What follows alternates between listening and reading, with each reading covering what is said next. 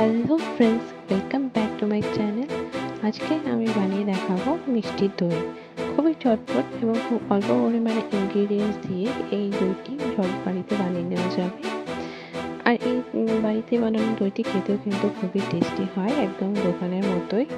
চলুন তাহলে আমরা আজকের এই রেসিপিটি দেখে নিই। মিষ্টি দই বানানোর জন্য সবার প্রথমে আমি এখানে নিয়ে নিয়েছি 1/2 লিটারের মতো দুধ। এই দুধটাকে আমি ভালোভাবে একটু ফুটিয়ে নেব। 1/2 লিটারের মতো দুধটাকে আমি আরও একটু ভালোভাবে ফুটিয়ে এটাকে প্রায় 250 গ্রামের মতো করে নেব, যাতে এটা অনেকটা গাঢ় হয়ে যায়। দুধটা যত গাঢ় হবে তত দইটা খেতে বেশ ভালোই লাগবে। এখন আমি এটাকে ভালোভাবে ফুটিয়ে নিচ্ছি।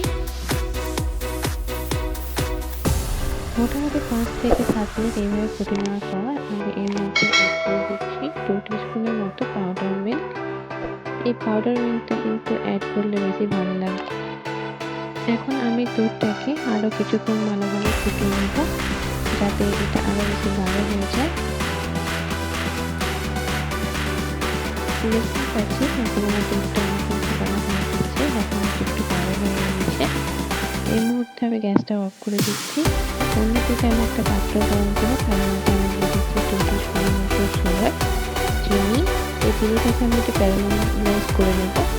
এর জন্য আমি এতে হালকা একটু জল অ্যাড করে এটাকে একটু ক্যারামেলাইজ করে নিচ্ছি।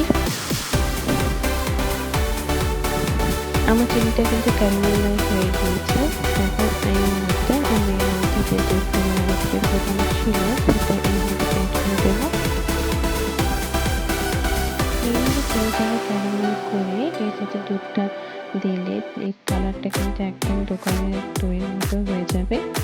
দেখতেও খুব ভালো লাগে, খেতেও কিন্তু খুবই মজাদার হয়। এখন আমি এটার মধ্যে আরেকটু চিনি অ্যাড করে দিচ্ছি। আপনারা আপনাদের টেস্ট অনুসারে চিনিটা অ্যাড করবেন। এইভাবে আমি একটু এটাকে ভালোভাবে ফুটিয়ে নেব।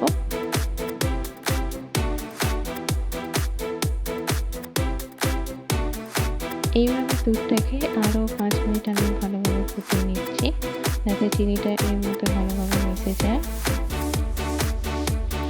এখন এটাকে একটু ভালোভাবে নেড়ে নিতে হবে।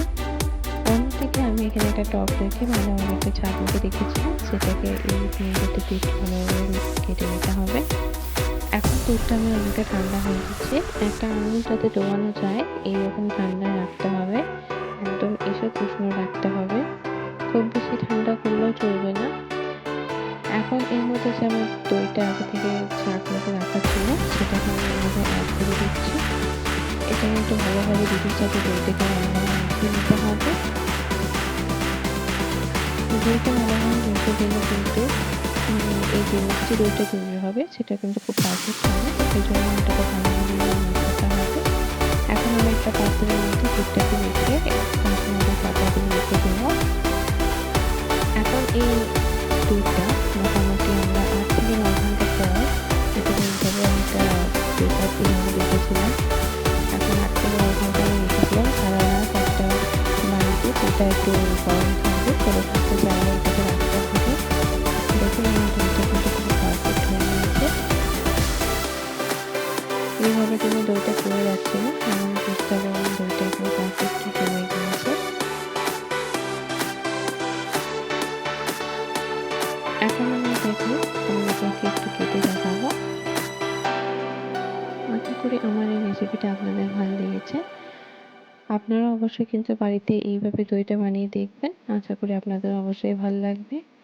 আমার এই রেসিপিটা আপনাদের যদি ভালো লেগে থাকে তাহলে অবশ্যই লাইক, কমেন্ট, সাবস্ক্রাইব করতে ভুলবেন না। আর ভিডিওটি পুরোটি দেখার জন্য অসংখ্য